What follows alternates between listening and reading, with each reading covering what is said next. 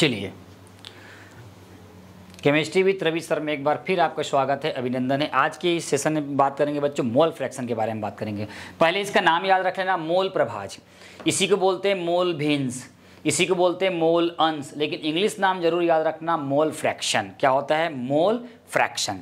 ठीक है, तो सबसे पहले मैं इसके बारे में थोड़ा सा पोस्टमार्टम करता हूँ, ध्यान से समझना। चलिए देखिए, अब मेरे पास एक कंटेनर है, दिख रहा है, ये कंटेनर है और इस कंटेनर में भरा हुआ है विलायक, सॉल्वेंट।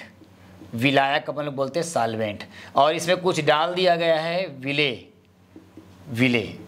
ठीक है, मतलब इसमें विले और विलायक, सल्यूट और आपका सॉल्वेंट दोनों हैं, और पूरा एक कंप्लीट क्या है, एक सॉल्यूशन है, विलियन है। ठीक है, अब इसमें ध्यान समझना, बड़ा इंटरेस्टिंग है। पहले हम लोग क्या करेंगे, एक बार विले को लेंगे, ठीक है, सॉरी, ये विले और विलायक में से किसी एक को लेंगे और इसके बाद दोनों को लेंगे। अब परिभाषा देखना, बड़ा इजी, बड़ा प्यारा है, बता रहा हूँ मैं ध्यान से। क्या लिखा हुआ है?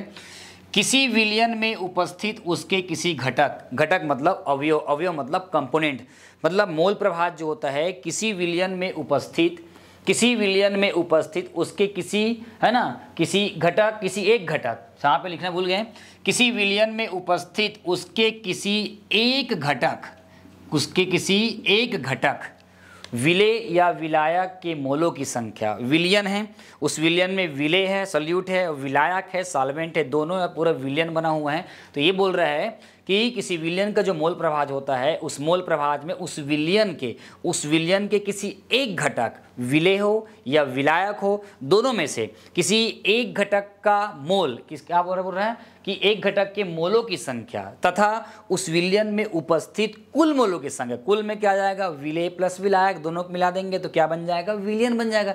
या तो विलयन बोलो या तो विले प्लस क्या बोलोगे, इसको विलायक बोलोगे। तो परिभाषा समझ में आ गया, क्या बोल रहा है कि किसी विलयन का जो मोल प्रभाज होता है, उस विलयन में उपस्थित उसके किसी एक घटक, विले या विलायक के मोल तथा उस विलयन में उपस्थित कुल मोलों की संख्या, विले प्लस विलायक कुल मोलों की संख्या का जो अनुपात होता है, वो कहलाता है हमारा, क्या कहलाता है, मोल प्रभाज। क्या कहलाता है? मोल प्रभाज। किसी विलयन का, है ना, किसी विलयन में उपस्थित उसके किसी एक घटक, विले या विलायक के मोल तथा उस विलयन में उपस्थित कुल मोलों का जो अनुपात होता है, उसे कहा जाता है, क्या बोलते हैं हम लोग, मोल अंश कहते हैं, या मोल भिन्स बोलते हैं, या मोल प्रभाज कहते हैं। ठीक है, करते बन जाएगा।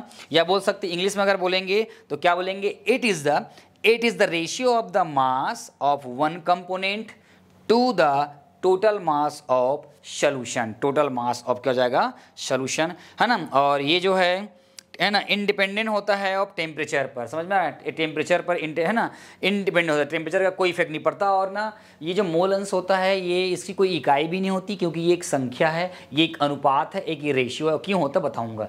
फार्मूला क्या लिखोगे, मोल प्रभाज इक्वल क्या होगा, विले या विलायक की मोलों की संख्या। इस सॉल्यूशन में टोटल नंबर ऑफ जो पार्टिकल्स कंपोनेंट्स है, विले या विलायक के मोलों की संख्या अपॉन क्या जाएगा, विलियन में कुल मोलों की संख्या। क्या हो जाएगा, विलियन में कुल मोलों की संख्या, total number of moles of solution. आगे कर लोगे। अब यदि विले के मोलों की संख्या, है ना, नंबर, है ना, total number of moles of solute n, small n, वह विलायक के मोलों की संख्या, टोटल नंबर ऑफ मोल्स, है ना, ऑफ सॉल्यूट, है ना, सॉल्वेंट, कैपिटल N है। ठीक है, तो विलयन में उपस्थित कुल मोलों की संख्या क्या होगी, n प्लस n। ये वाले को n को और ये वाले n को क्या कर देंगे, जोड़ देंगे।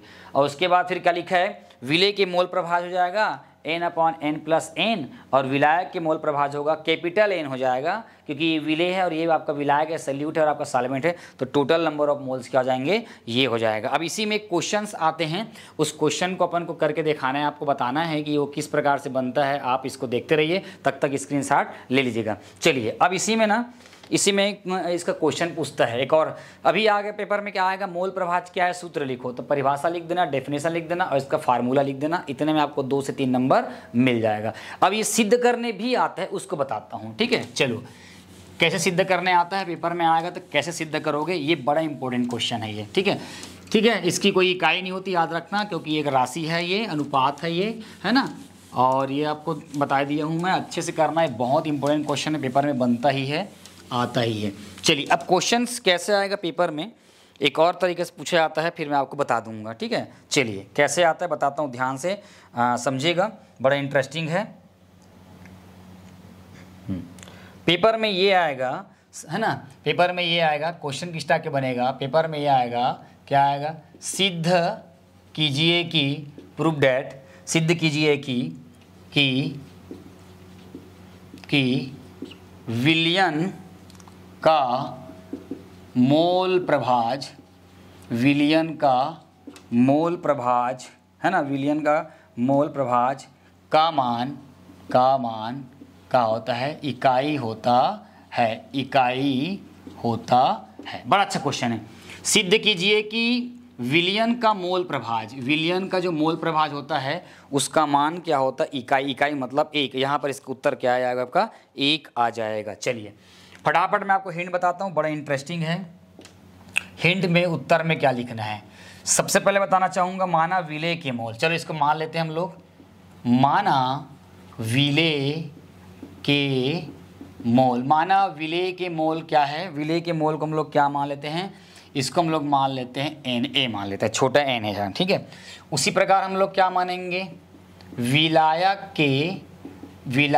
के मोल क्या मान लेंगे हम लोग, इसको Nb मान लेंगे।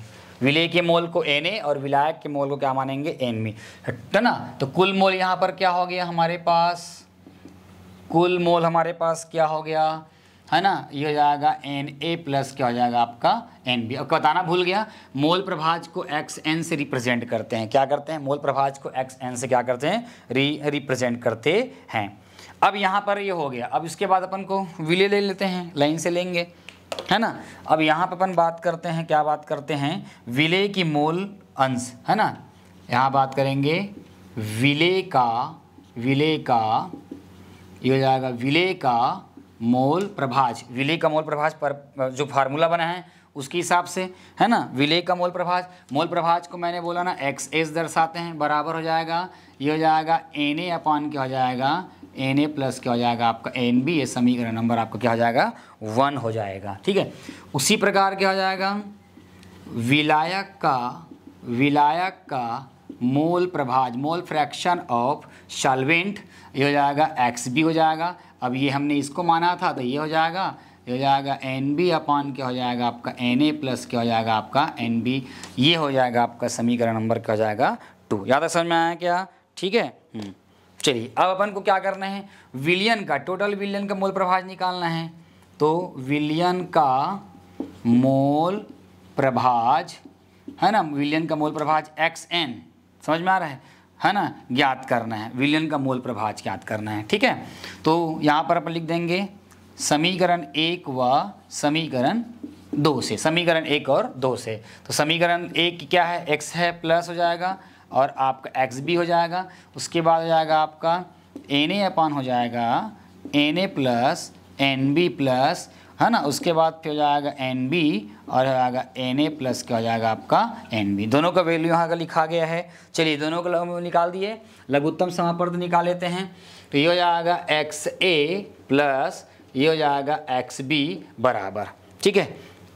अभी दोनों तो कॉमन है, तो कॉमन है तो क्या हो जाएगा आपका Na प्लस Nb। अब इसको दोनों को, है ना, एक एक बार अपन क्या करते हैं, इंटू कर देते हैं, यहाँ से एक बार करते हैं, यहाँ से एक बार, तो ये हो जाएगा आपका Na प्लस क्या हो जाएगा आपका Nb, दोनों कट गया भैया, ठीक है। तो बचा क्या अपने पास XA प्लस क्या हो जाएगा XB बराबर क्या हो जाएगा 1। देखो आगे उत्तर आया कि नहीं आया, आया। बोल रहा है क्या रहा है, सिद्ध कीजिए कि विलयन का मोल प्रभाज क्या होता है, इसका मान इकाई होता है। ये या इसको ऐसे लिख सकते हैं, बहुत इंपॉर्टेंट है, ये काम आएगा आगे चल के, है ना, बहुत इंपॉर्टेंट है, इसको आपको ध्यान रखे रहना है, ठीक है। मान लो XA है तो X बराबर हो जाएगा, ये अपनी जगह में है, 1 माइनस इधर चला जाएगा वो, तो क्या हो जाएगा आपका XB। इस फार्मूला का यूज़ जो है कहीं ना कहीं हम लोग जब आगे भी पढ़ेंगे, न्यूमेरिकल्स बनाएंगे या राउल्ट के नियम को जब पढ़ेंगे तो वहाँ पर ये क्या करता है, यूज इसका होगा। तो देखिए बहुत प्यारा क्वेश्चन है, और मोल प्रभाज से है ना पेपर में बहुत सारे क्वेश्चंस न्यूमेरिकल्स में और थ्योरी क्वेश्चंस आते हैं। तो यहाँ पर प्रश्न कैसे बनेंगे, मोल प्रभाज से आप क्या समझते हैं, समझाइए, सूत्र लिखिए। ठीक है, इकाई तो नहीं बता दिया। उसके बाद सिद्ध कीजिए कि विलयन का जो मोल प्रभाज होता है वो इसकी इकाई होता है। ये जो बताया हूँ इसको पढ़ लीजिएगा, बहुत इंपॉर्टेंट है एग्जाम के दृष्टिकोण से। यहाँ से क्वेश्चन जो होता है वो बिल्कुल आता ही है। चलिए अब इसके बाद हम लोग चर्चा करेंगे मोल प्रभाज के, क्या करेंगे, उसके क्वेश्चंस बनाएंगे, न्यूमेरिकल्स बनाएंगे। ठीक है, चलिए बने रहिए, तक बने रहिए। अगली वीडियो में लेके आता हूँ मोल प्रभाज का आंकिक प्रश्न। तो सुपर है ना, क्या करेंगे, बिल्कुल जीरो से super hero, chemistry with Ravi sir. Chemistry के डर को भगाना है और कुछ करके दिखाना है, हम सबको कुछ करके दिखाना है, आगे जाना है। अब की बार कितने तैयार। Thank you.